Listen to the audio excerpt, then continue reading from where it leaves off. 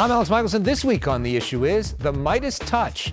Meiselas Brothers created a progressive media infrastructure now getting hundreds of millions of views online every month. Then Douglas Murray has millions of his own followers, largely on the right. We sit down at the Nixon Library to discuss the fight between democracy and death cults. Plus, Governor Newsom trying to blow up President Trump's so-called Big Beautiful Bill. The Issue Is starts right now. Broadcasting across California, you're watching The Issue Is. At a certain point, we turned to each other and we said, is there anything we could do? And long story short, Meidas Touch is the result of that. That was the first time the Meiselas Brothers appeared here on The Issue Is, back in 2020 when they were first starting off. Well, this year, they beat Joe Rogan multiple times for top podcast spot in the whole country. Here are some stats. Their show, 107.7 million downloads in April. They're averaging 33 million views every 48 hours, and they have more than 5 million subscribers. Ben, Brett, Jordy Meiselas, welcome back to The Issue Is, and congrats on all that crazy success. Great to be here, Elex, and we were with you right from the beginning. Before there were millions of subscribers, you had us on. It's great to be back. Well, we all look so much younger in that video, though. That's the only issue that I see. It hasn't even been that long. Ben, I mean, the digital space is so crowded. So many people now talking about politics. What do you think sets you all apart? What do you think is the secret to that success?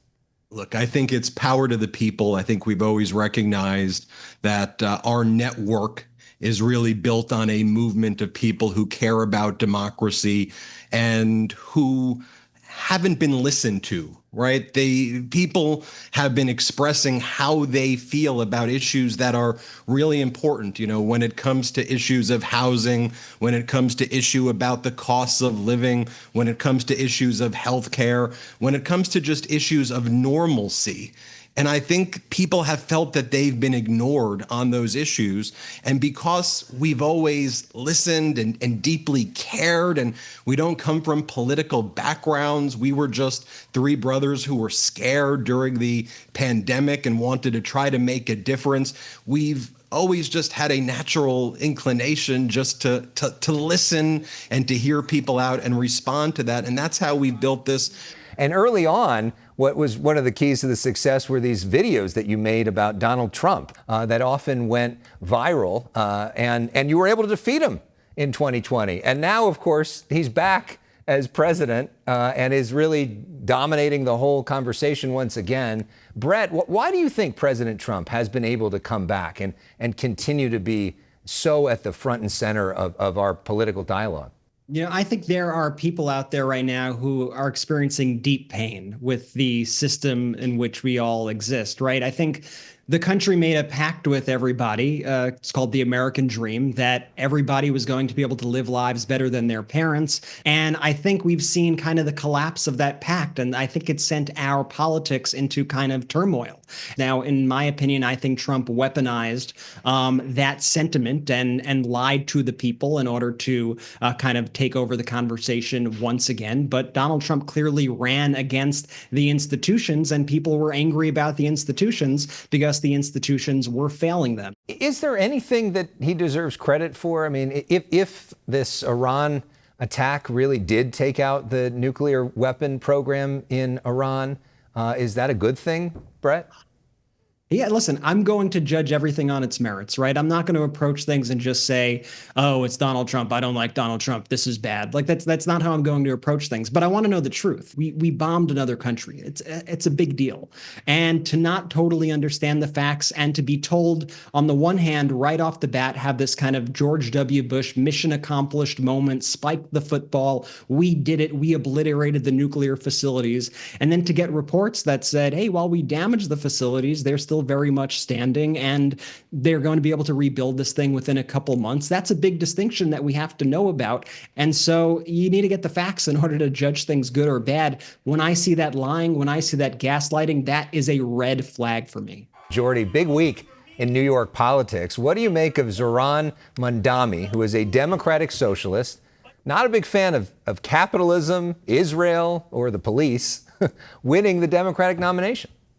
I'll say this. If you look at how Mamdani spoke to the people of New York, This is a guy who was on the ground, in the streets, showing up on the podcast, showing up in the digital ecosystems, and really connecting and resonating and speaking to the issues of the people of New York at such a larger scale than I think any of his other primary opponents were doing. It was a no-brainer why his message was resonating with folks. Is there some danger, though, in the actual positions?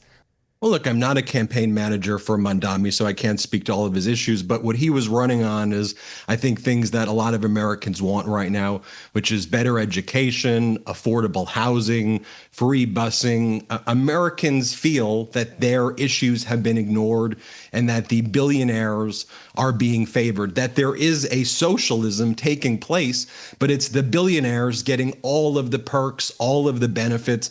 And I think Mandami was running his campaign largely on the issues of affordability. That was, if I could sum it up quickly, it was affordability. You're getting screwed by this system. I want to help. Ben, we here used to get the most interviews with Governor Newsom every year. But now he does the most with you. So how do you assess where he's at right now and this increased aggressiveness? I mean, he sounds like he's working for you guys some of the time. The way that his social media strategy, is gone. Look, I think he's working for the people and he's fighting for the people. And people want to see gloves off right now, right? I think people really like Governor Newsom, the fighter, Governor Newsom, who stands up to Donald Trump and calls Donald Trump out. I think that's meeting the moment right now. I mean, I just remember that scene at the tarmac where after Donald Trump would call Governor Newsom new scum and do all of that image of them right there together, Governor Newsom standing taller than Donald Trump and saying, I'm here. What are you going to do? What are you going to do? And then Donald Trump had the opportunity, if he wanted to go and do his new scum routine, the cameras were there. The cameras were there. And so I like that Governor Newsom saying, look, come at me, tough guy. You want to arrest me? Come after me right now. I'm here to protect the people of the great state of California, while this Donald Trump keyboard warrior stuff, new scum this, new scum that. It's just, it's not adult behavior. Like, let's just pull a step back, right? Trump's not acting like a grown-up. If your boss behaved like that at a large, medium, small-sized company or a nonprofit, or even for fantasy football teams, right? If someone was like, hey, Elex Newsom, you'd be like, dude, why are you on my league? Like, what are you doing? like, get out. So why do we tolerate this behavior at the presidency level? Quite frankly, I think a lot of our listeners are looking for who's that next person going to be. And the biggest question that they have is, who has my back? Who has my interests at heart? And I think Governor Newsom recognized this authentically, and he's come out swinging because Donald Trump picked a fight with him, and it was a fight that I think Governor Newsom was happy to take on. Since we've been with you from the beginning, when you were just starting out, I mean, you have become this whole phenomenon. So real quickly, for each of you, what is the most surreal moment of this whole journey for you? Ben, let's start with you. You know what? Being back on the show with you, Elex, right now is because, and I'm not just saying that to flatter you, although I'm partially saying it. Yes. I'm partially saying it. You were in the White House with Joe Biden, and you're picking being a Zoom with the issue is? Come on.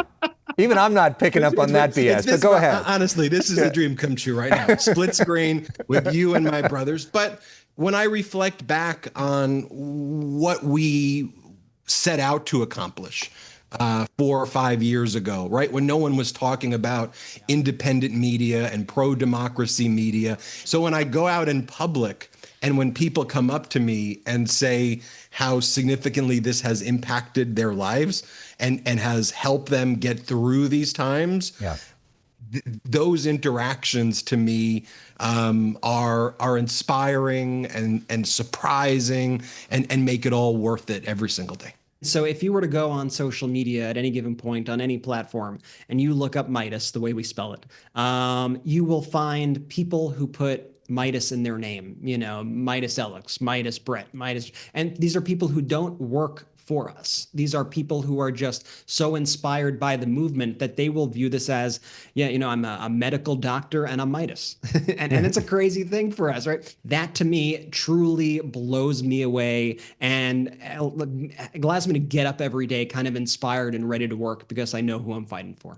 It's not about Ben, Brett, or Jordy. It's about the Meidas Mighty and the pro-democracy community that we're all rallying behind this message of, hey, we just want normalcy. We just want truth. We just want facts and data, and stop feeding me the other BS. And so to see that type of message resonate at such a larger scale that's continuing to grow week over week, month over month, it's been incredible to see. And we do view it as a tremendous amount of responsibility, and we're excited to keep on building. Yeah, and I just noticed, Jordy, over your shoulder, you've got quite an award, right? That's the Webby Award for Podcast of the Year. We were Podcast of the Year in 2025, so make sure you download the Meidas Touch podcast or subscribe to the Meidas Touch podcast on Apple or Spotify. Check us out on youtube.com/Meidas Touch. Listen to the podcast. It's awesome. Okay. I don't even need to do the promo. I guess you just read it. So there we go. Congratulations, guys. Really proud of all your success and grateful to call you friends. We appreciate you so much, and thanks for all you do. Thanks. When we come back, a different view from conservative commentator Douglas Murray at the Nixon Library. We give you all the perspectives here on The Issue. Douglas Murray to my left. Douglas Murray has become a regular on some of the biggest shows in politics, from Bill Maher to Joe Rogan. Murray's appearances often go viral. This week, we sat down with Murray in Orange County in a very special room.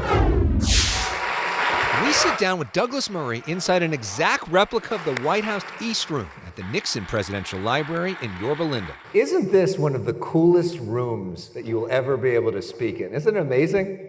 It's deeply cool. Yeah, it's really, really cool. Good evening, everybody. Thank you so much for being here. And it's great to see a sold-out crowd. I love the energy.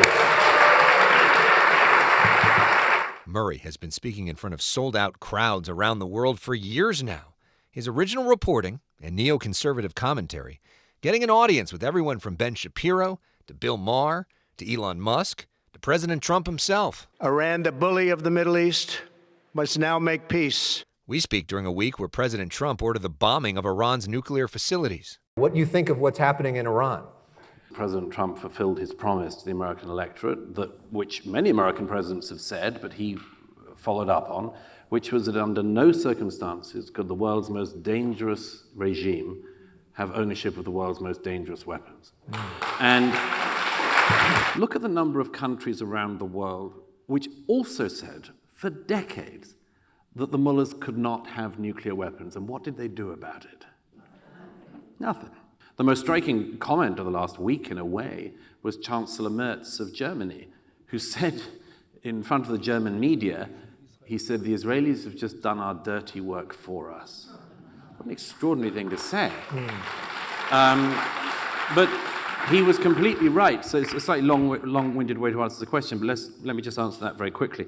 The question will be for historians, will what we're living through at the moment, what will it be called? What will the name of this war be called?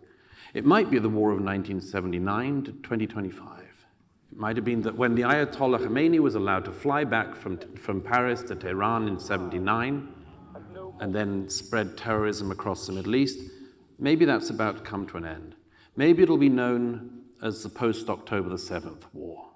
An initial intelligence report, first reported by CNN, questions whether the B-2 bombers actually obliterated Iran's nuclear program, something President Trump strongly denies. The site was obliterated, just like I said it was. I don't want to sound like I'm imitating Trump, but he dropped a lot of bombs. A lot of bombs. Big bombs, too. Big bombs. Big. During his visit, Murray tours the Nixon Library grounds and reflects on the 37th president. What lessons do you think we can learn from his experience and his worldview that can be applied right now? You know, one of the extraordinary things about writing about history, and also writing about history as it's happening like this, is after the facts, everybody is a wise guy. Now every high school student can think that, you know, for instance, communism wasn't going to spread. I mean, it wasn't like that half a century ago, and it might not have come out this way. You say communism is not spreading, but there may be socialism spreading in New York City. I just heard this news. As we spoke, it was becoming increasingly clear that Zoran Mandami would become the Democratic nominee for mayor of New York City. He is a critic of Israel who has advocated to free Palestine and supported defunding the police. I moved there 5 years ago, and this news that we got a few minutes ago, if it is confirmed, I don't know, maybe I'll move to California. Got plenty of room here. But I'll tell you. Gavin Newsom welcomes you with open arms. I'm not sure. He might not count me a win. Yeah. Murray signing hundreds of copies of his new book at the library. On Democracies and Death Cults, Israel and the Future of Civilization debuted at #1 on the Sunday Times bestseller list. It includes Murray's reporting from Israel after October 7th, talking to survivors, hostage families, and even visiting Gaza. Define how you see this struggle, not only between good and evil, but people who love life and people who love death. The extremists, so certainly the jihadists say, which is we love death more than you love life. And when October the 7th happened, several things happened immediately afterwards that deeply shook me. One was that on the 8th of October in New York City, I went down to Times Square because there was a protest arranged. And the protest was of New Yorkers celebrating the attacks that were still going on. And I was horrified by that. And it was one of the reasons I tried to get to Israel as soon as I could afterwards. And it was a call that one of the October the 7th Hamas terrorists made back to his parents in Gaza. He gets hold of his father, and he says, "Father, Father, I have killed 10 Jews with my own hands. With my own hands, your son has killed 10 Jews." And he is ecstatic. Ecstatic. He says, "Get mother on the phone. Get mother. Get my brother on the phone. Turn on to WhatsApp video. I can show you the bodies." And I just thought, what a difference it is, again, and I can give thousands of examples of this, but what a difference in a society where you find out your children are dead and you're happy, and a society where you would do anything but get that news. Critics of the Israeli government will say that there's a lot of innocent people in Gaza who don't worship Geth, who have been killed in airstrikes and the rest of it. How do you sort of square that? Do you think that Israel has gone too far at times and needs to be walked back? I always have a challenge to these people, which I simply say to them, fine, tell me how you would achieve the following.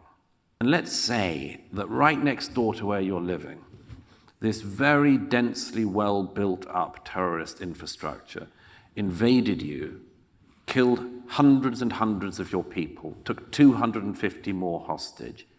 Tell me how you would operate in that terrain to ensure that you kill or capture all the leaders of the people who did this and wipe out their ability to ever rule that entity again. And secondly, how you get back 250 hostages.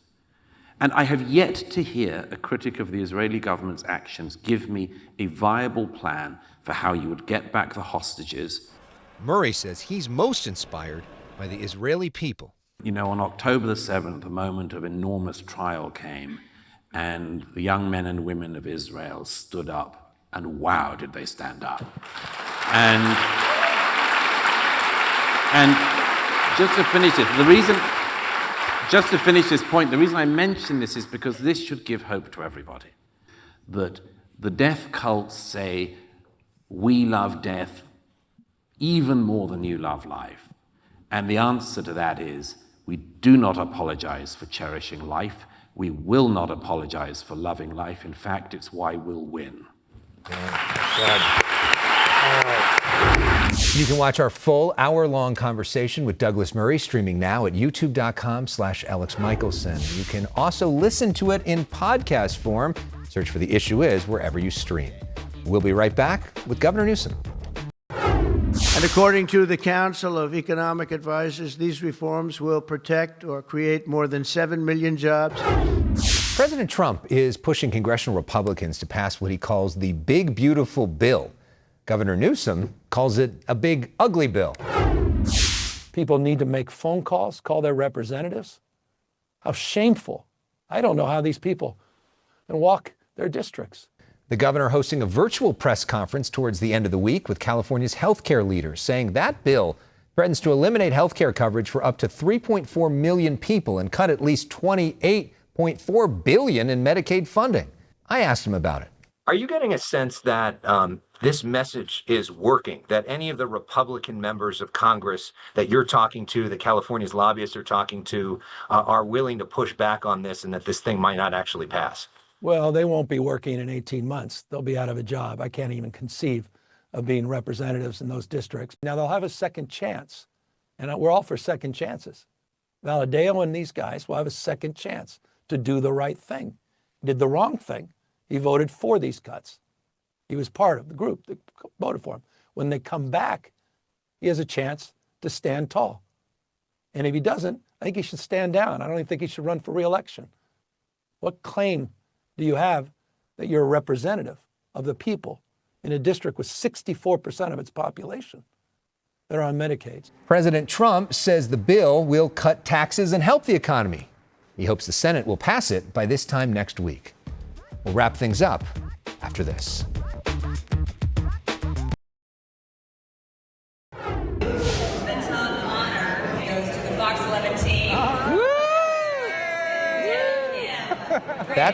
That's the moment. The issue is won the LA Press Club Award for Outstanding TV Talk Public Affairs Show. The biggest shout out goes to our editor and co-executive producer, Debbie Kim, who worked so hard on that episode. We won for our profile of Father Greg Boyle, who created Homeboy Industries, the country's largest gang intervention program.